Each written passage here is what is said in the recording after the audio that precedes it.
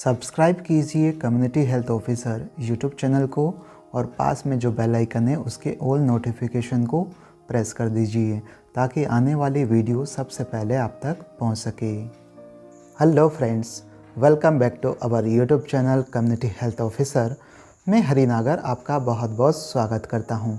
दोस्तों, आज का ये वीडियो आपके लिए बहुत ही इम्पोर्टेंट हो सकता है, बहुत ही नॉलेजेबल हो सकता है, क्योंकि आज के वीडियो में हम बताने वाले हैं आपको कम्युनिटी हेल्थ ऑफिसर जो कि हेल्थ एंड वेलनेस सेंटर के अंदर कार्यरत हैं, उनके करियर के प्रोग्रेशन के बारे में।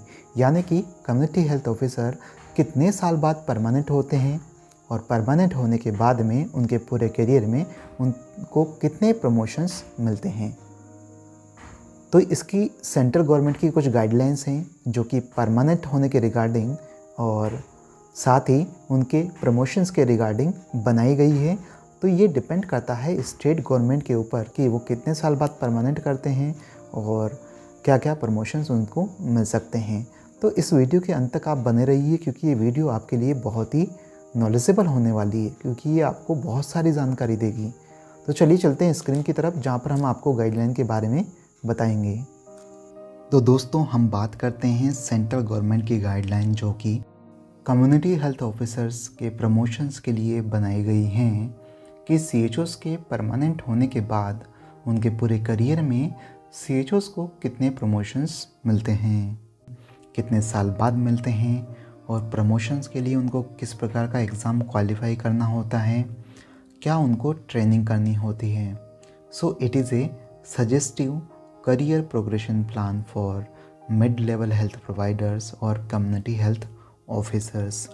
तो दोस्तों, जैसा कि आप देख पा रहे हैं, सबसे निचले बॉक्स में मिड लेवल हेल्थ प्रोवाइडर्स और community health officers at health and wellness centre.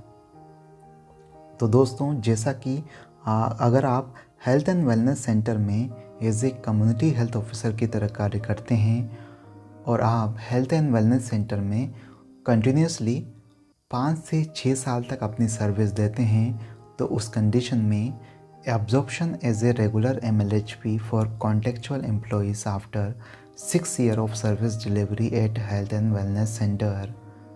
अगर आप 6 साल तक continuously health and wellness centre में अपनी सर्विस देते हैं, तो उस कंडीशन में CHOs को परमानेंट कर दिया जाता है, यानी कि रेगुलर कर दिया जाता है। आपको सैलरी भी रेगुलर एम्प्लॉइज़ की तरह मिलने लगेगी।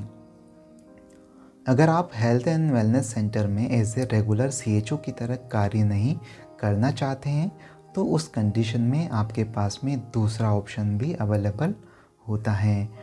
अब दूसरा ऑप्शन क्या है, आप लेफ़्ट साइड के बॉक्स में जाकर देख सकते हैं। Option to continue with clinical nursing और Ayurveda practitioners trajectory with appropriate seniority. The option for continuing in a clinical role would only be available to those that are in service candidate।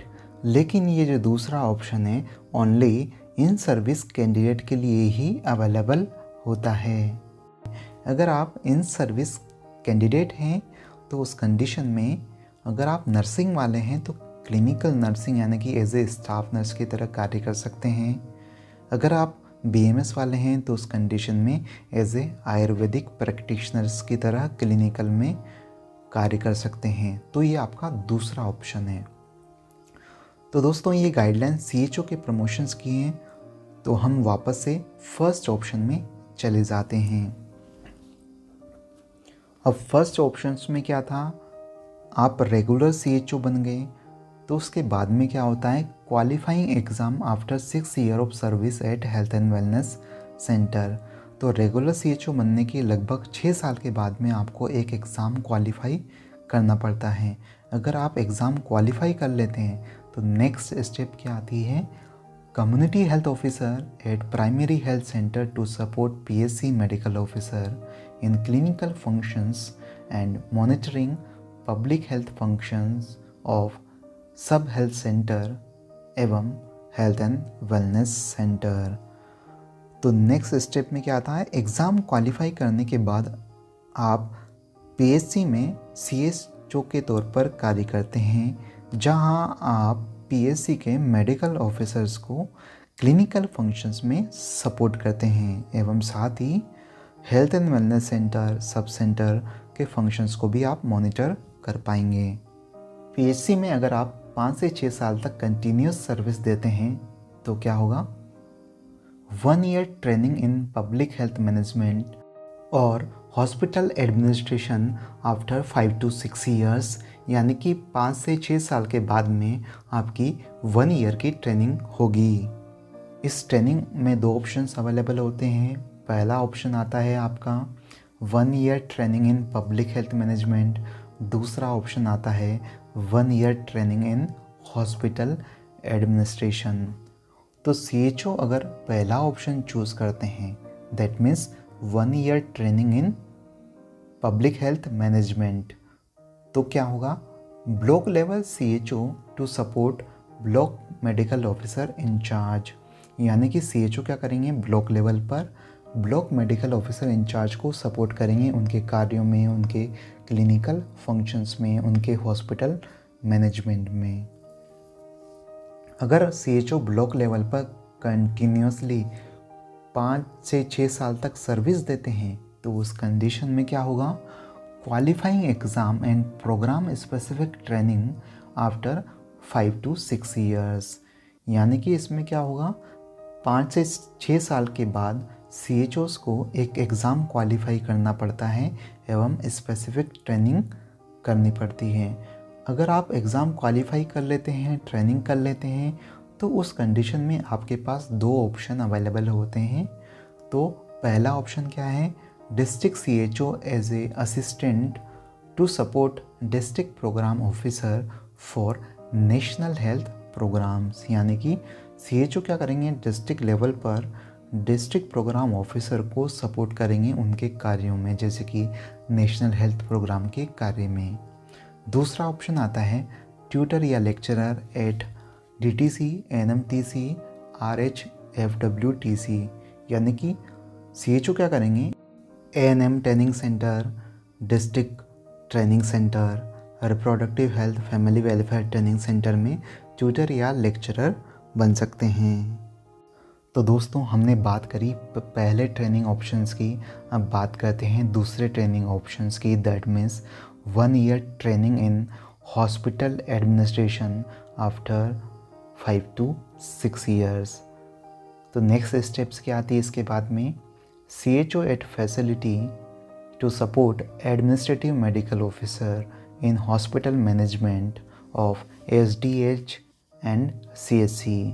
तो CHO क्या करेंगे, block level पर जो सब district hospital होते हैं, community health centre होते हैं, तो वहाँ के जो एडमिनिस्ट्रेटिव मेडिकल ऑफिसर्स होते हैं उनको हॉस्पिटल मैनेजमेंट में सपोर्ट करते हैं। अगर आप ब्लॉक लेवल पर CHC या सब डिस्ट्रिक्ट हॉस्पिटल में कंटिन्यूसली 5 to 6 ईयर्स तक सर्विस देते हैं तो उस कंडीशन में क्या होगा, qualifying exam and programme specific training after 5 to 6 years, यानी कि क्या होगा, 5 to 6 ईयर्स के बाद में CHO को एग्ज़ाम क्वालिफाई करना पड़ता है एवं स्पेसिफिक ट्रेनिंग करनी पड़ती है। ठीक है, तो जैसे ही आप एग्ज़ाम क्वालिफाई करेंगे और ट्रेनिंग कर लेते हैं तो उस कंडीशन में क्या होगा, CHO at district hospital to assist district surgeon in hospital management. तो CHO क्या करेंगे, डिस्ट्रिक्ट लेवल पर डिस्ट्रिक्ट हॉस्पिटल में जो डिस्ट्रिक्ट सर्जन होता है उसको हॉस्पिटल मैनेजमेंट में सपोर्ट करेंगे। तो दोस्तों आप समझ गए होंगे कि CHO health and wellness centre में कार्य करने के बाद कैसे परमानेंट होते हैं, फिर कैसे PSC लेवल पर, ब्लॉक लेवल पर, डिस्ट्रिक्ट लेवल पर प्रमोट होते हैं। तो दोस्तों आशा करता हूँ आपको ये हमारा वीडियो अच्छा लगा होगा। अगर वीडियो अच्छा लगा तो प्लीज़ लाइक कर दीजिए और शेयर कर दीजिए, और अगर आपको किसी भी प्रकार की क्यूरीज हैं तो आप कमेंट बॉक्स में जाकर कमेंट कर सकते हैं। और हाँ दोस्तों, अगर आप इस चैनल पर नए हैं तो प्लीज़ चैनल को सब्सक्राइब कर दीजिए, क्योंकि हमारे इस चैनल में आपको बहुत अच्छी इन्फॉर्मेशन मिलती रहेगी। तो आप चैनल को प्लीज़ सब्सक्राइब कर दीजिए और बेल आइकन को प्रेस कर दीजिए। अगर आप बेल आइकन प्रेस नहीं करेंगे तो आपके पास में जो भी आने वाली वीडियोज़ है आप तक पहुंच नहीं पाएगी।